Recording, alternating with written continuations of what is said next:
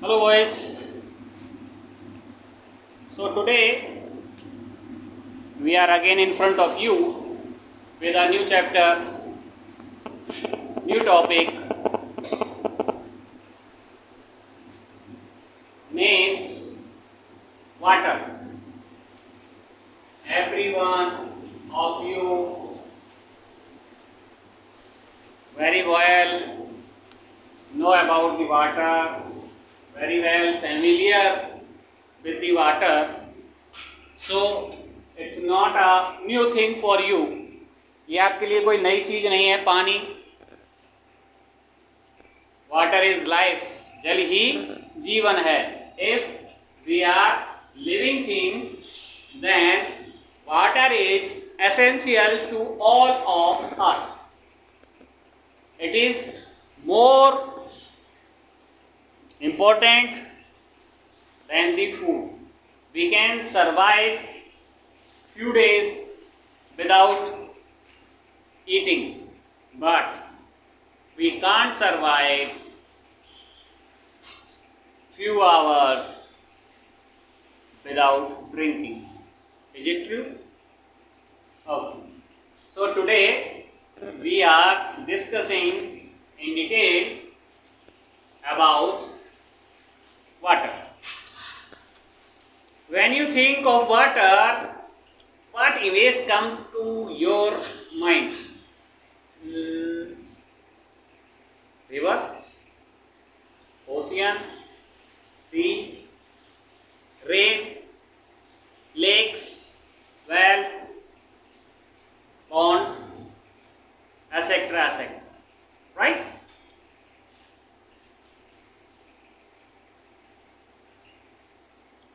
Children love to float paper boats in rain puddles. I think all of you also very much like it, or I can say love it, to float a paper boat on water.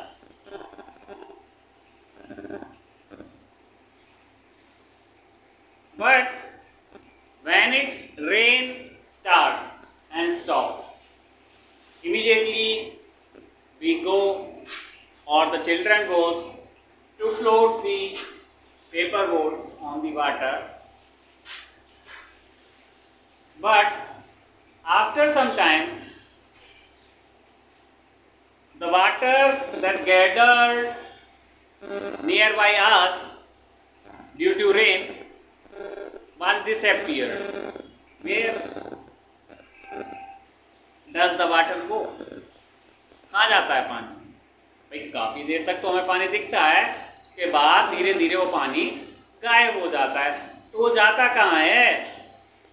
The sun's heat causes evaporation of water into vapor. जो सूरज की रोशनी है वो क्या करती है? Evaporate कर देती है, वाष्पीकरण कर देती है. काय का? किस चीज का कर देती है? पानी का. और पानी क्या बन जाता है? वेपर बन जाता है, भाप बन जाता है. क्या बन जाता है? भाप. और भाप बन के क्या होता है? हमारे जो वायुमंडल है, एटमॉस्फेयर है, उसमें जाके मिल जाता है. Right? When the water vapor cools down, और ये क्या होता है? ये धीरे धीरे ऊपर चला जाता है, और ऊपर जाकर के जैसे जैसे ये ठंडा होता है, इट कंडेंसेस. ये क्या होने लगता है? जमने लगता है ठंडा होके, यानी कि भाप से पानी के रूप में या आइस के रूप में परिवर्तित होने लगता है. एंड फॉर्म्स क्लाउड, और काय का रूप ले लेता है? क्लाउड का रूप ले लेता है. इधर से इवोपरेट होता है, ऊपर पहुंचता है, कंडेंसेशन होता है. कंडेंसेशन की प्रक्रिया के तहत ये क्या हो जाता है? क्लाउड का रूप ले लेता है. From there it may fall on the land or sea in form of rain. और जब ये क्लाउड का रूप ले लेता है तो फिर ये और ज्यादा ठंडी हो जाती है, ड्रॉपलेट्स में बदल जाता है पानी, और वो ड्रॉपलेट्स का वजन अधिक होने के कारण वो क्लाउड उनका वजन नहीं संभाल पाता और वो उसको रिलीज कर देता है, यानी कि वो जो पानी वहाँ पे इकट्ठा हुआ है वो रिलीज होके ड्रॉपलेट्स के रूप में ये वापस अर्थ पर आ जाता है, यानी कि या तो लैंड पे गिरता है या सीज में गिरता है। ठीक है, यहां से ये गया, कंडेंसेशन हुआ इवेपोरेशन के बाद, उसके बाद प्रेसिपिटेशन बोलते हैं इसको। क्या बोलते हैं? प्रेसिपिटेशन। प्रेसिपिटेशन बोलते हैं वर्षण को, यानी कि बारिश के रूप में ये नीचे आ जाता है, या फिर स्नोफॉल के रूप में आ जाता है। ओले भी देखे होंगे आपने, ओलों के रूप में भी आ जाता है। So from there it may fall on the land और sea in the form of rain, snow or sleet. ठीक है? The process by which water continuously changes its form and circulates between ocean, atmosphere and land is known as the water cycle. So this process by which the water evaporates, condenses and precipitation has done, and again its flow run off to the ocean or the lakes or the rivers. So the total process look like a circle, and we call this circle water cycle. What we call it? Water cycle. क्या बोलते हैं इसको? हम water cycle बोलते हैं। आगे आपकी समझ में वाटर साइकिल क्या होती है? Okay,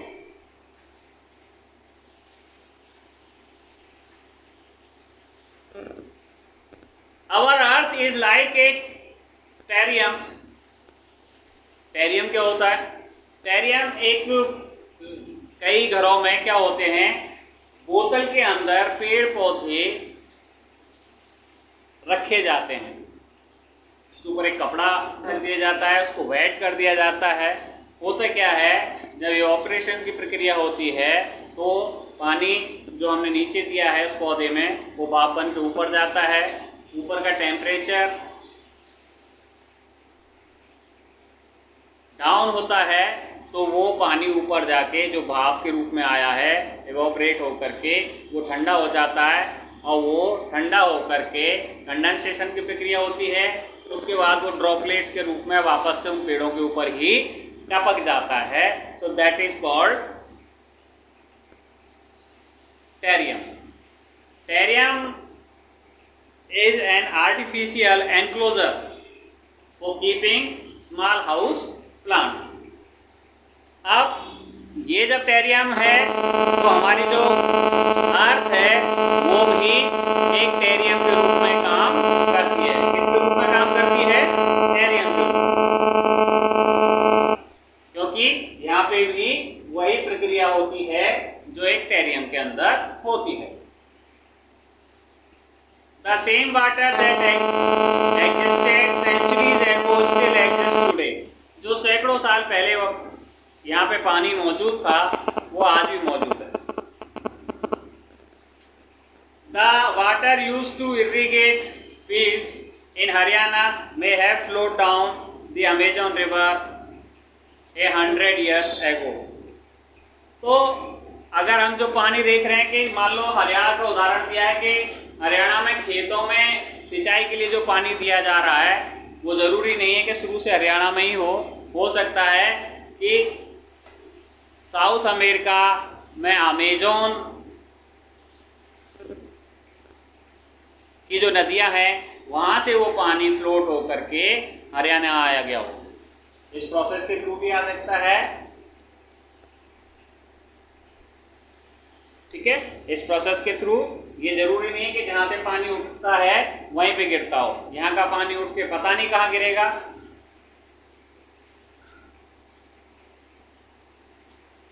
The major sources of fresh water are river, ponds, springs, glaciers, the ocean bodies and the sea contain salty water. The water of the ocean is salty or saline as it contains large amount of dissolved salt. Most of the salt is sodium chloride or common table salt that you eat. अब होता क्या है कि पृथ्वी पे जो ज़्यादातर पानी है वो किसके रूप में है, जो मैंने आपको बताया, ओशियन के रूप में, सी के रूप में, लेक्स के रूप में, रिवर के रूप में, पॉन्ड्स के रूप में मौजूद है। तो एक है ओशियन वाला पानी और दूसरा है लैंड वाला। अब जो ओशियन वाला पानी है वो सारा का सारा कैसा है, सैलिन है। ठीक है, कैसा है, सैलिन है या सॉल्टी है, खारा पानी है, पीने योग्य नहीं है, क्योंकि उसमें सोडियम क्लोराइड या नमक की मात्रा बहुत ज़्यादा है, जो कि हमारी बॉडी के लिए ठीक नहीं है। इतनी ज़्यादा मात्रा में हम उसको कंज्यूम नहीं कर सकते और ना ही उसको पीने योग्य माना जाता है, इसलिए वो हमारे पीने के काम नहीं आ सकता। सैलिनिटी होती क्या है, salinity is the amount of salt in grams percent in 1000 grams of water. ये सैलिनिटी हम नापते हैं 1 लीटर या 1000 ग्राम पानी में कितनी प्रतिशत नमक की या सोडियम की मात्रा है, सोडियम क्लोराइड की मात्रा है, उसके अनुसार।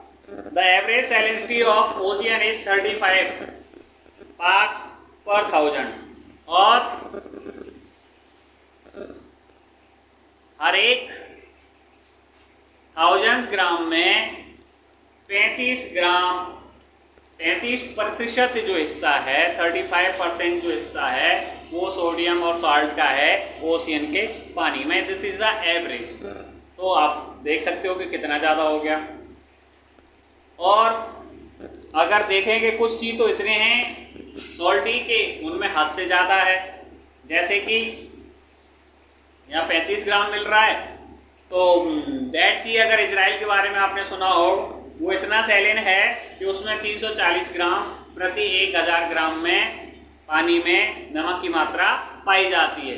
वो इतना नमक के कारण भारी होता है कि उसमें आदमी डूबता भी नहीं है, उस पर आराम से लेट के स्विम कर सकता है, तैर सकता है बिना हाथ पैर हिलाए।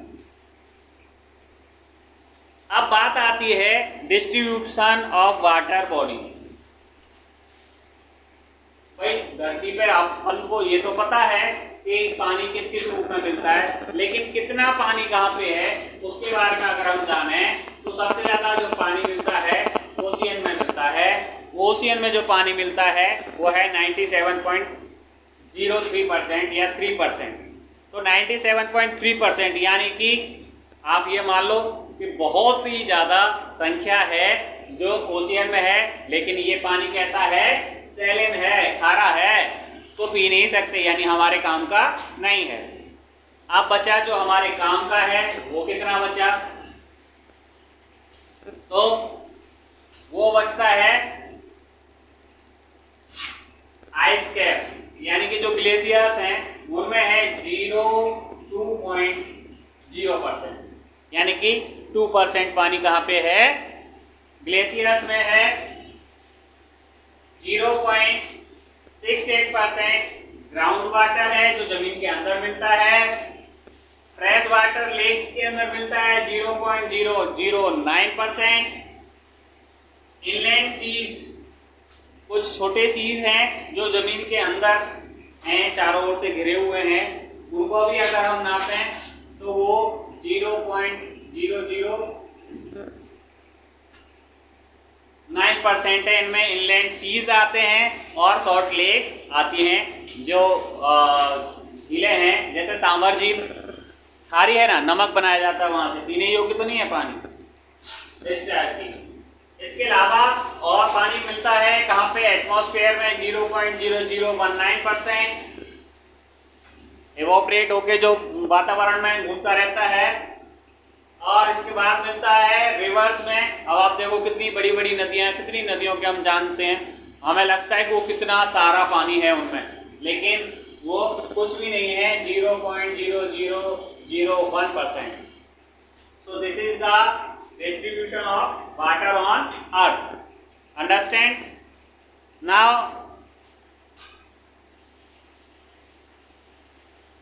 Water is essential for survival, जीवन के लिए पानी बहुत जरूरी है।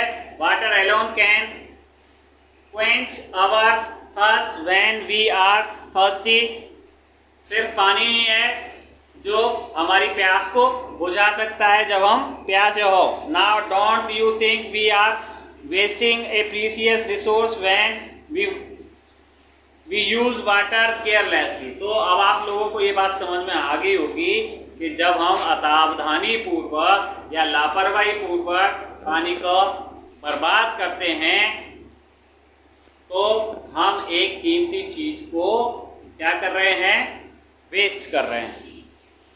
इसलिए पानी का उपयोग सोच समझ के करना चाहिए, कम से कम पानी का उपयोग करना चाहिए, व्यर्थ पानी नहीं बहाना चाहिए। अब बात आती है ओशियन सर्कुलेशन। ओशियन सर्कुलेशन क्या होता है?